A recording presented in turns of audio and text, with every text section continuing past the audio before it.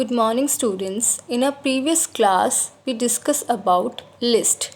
List is a sequence of values and lists are always enclosed in square brackets. Today we discuss about a data type known as tuples. A tuple is a collection of objects or values separated by commas. And we can also say that tuple is a sequence like a list, but list elements are enclosed in square brackets while tuples are enclosed in parentheses. Here we have create a tuple 1, and its elements are 1, 3, 4. We can create a tuple without parentheses also, but it is a good practice and it is easy to identify that it is a tuple. We enclose them in a parenthesis. Now operations on list. First is creating a list. A tuple can be created by using a tuple function. By using a tuple we can create a tuple easily. Then we have accessing. Accessing means retrieving the elements of a list, and we can retrieve the elements by simply by using the index value. Iterating means traversing. And then we have slicing. Slicing means retrieving the subset of a value.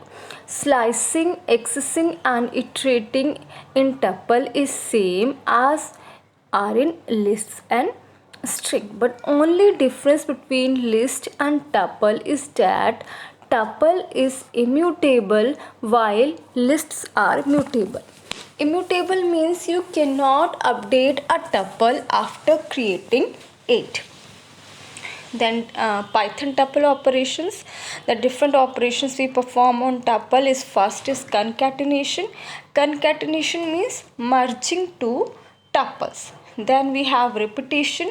Repetition means repetition operator is asterisk operator, and repetition means creating the copies of the tuple. Then we have membership operators, and as we know that we have in and not in our membership operators. In means if that particular element is in the tuple, then it returns true, same as it is in not in. If that element is not in a tuple, then it returns true.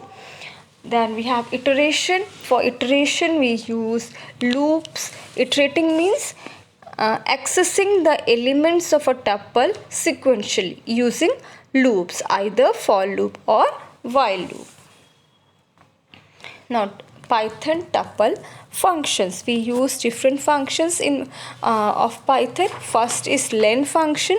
Len function is used to find the length of the list. Length of the tuple means len means the total number of elements in a tuple. Then we have a max function. Max function is used to find the maximum value in a tuple, same as it is min function is used to find the minimum value in a tuple. Sum function is used to add all the elements of a tuple.